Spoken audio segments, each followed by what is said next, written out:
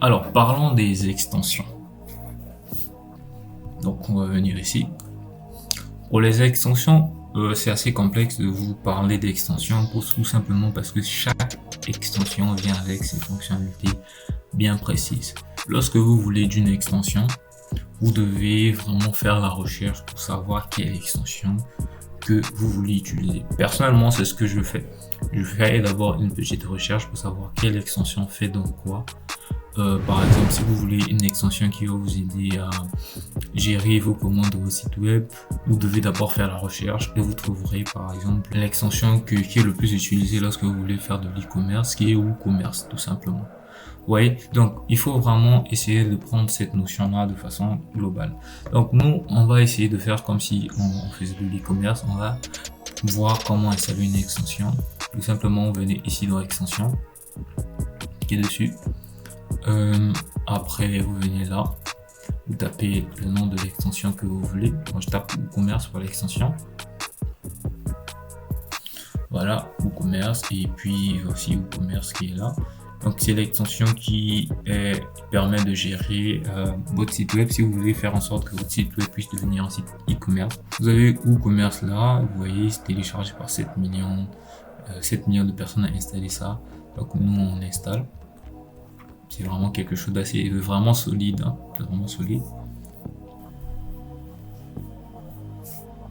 Donc une fois que vous avez installé, tout simplement, vous allez activer. Et lorsque vous activez, vous pouvez tout simplement aller retrouver ça là-bas pour l'utiliser.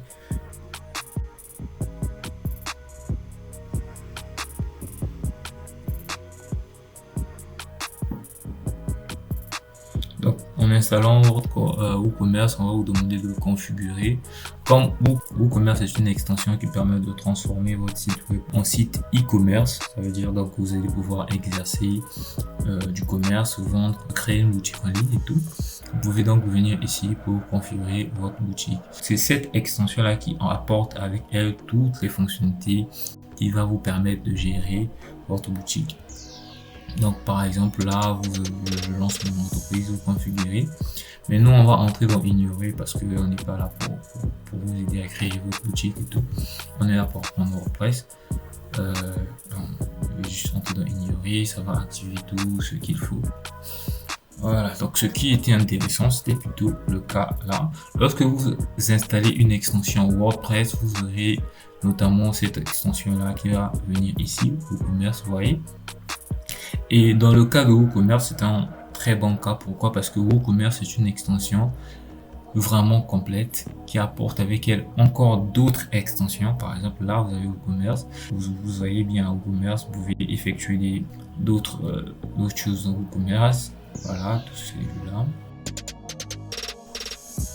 Et vous avez aussi d'autres petits points qu'ils apportent comme les produits, comme paiement, statistiques, marketing. Ouais. Et donc du coup, vous avez d'autres petits points qui s'ajoutent à votre dashboard que vous pouvez gérer. Et notamment, il y a aussi le cas de Astra qui est un thème qui a apporté aussi son petit point dans le dashboard ici. Donc il faut savoir que lorsqu'on parle d'extension, c'est comme ça que la plupart d'extensions vont fonctionner. Lorsque vous installez l'extension, elle vient avec ses propres fonctionnalités que vous pouvez modifier, que vous pouvez donc utiliser. Et elle vient s'afficher ici pour vous permettre de l'utiliser plus facilement. Maintenant, il y a aussi des extensions comme WooCommerce, donc que je prends vraiment le cas de vous le dire. WooCommerce est une extension vraiment très complète qui vous donne la possibilité de venir ajouter d'autres extensions et qui fonctionnera vraiment très bien avec elle. Pourquoi? WooCommerce est une fonctionnalité de boutique. Donc, elle vous offre la possibilité de créer votre boutique en ligne. Et lorsqu'on crée la boutique en ligne, vous savez qu'il y a par exemple une notion de paiement en ligne qui vient s'ajouter. Et lorsqu'on utilise le système de paiement en ligne, il faut prendre en compte un système de paiement en ligne. Vous voyez? Donc il faut pouvoir implémenter un système de paiement. Par exemple, il y a Stripe, il y a PayPal et il y a d'autres systèmes que vous pouvez utiliser comme SignetPay pour ceux qui sont en Afrique, que je recommande.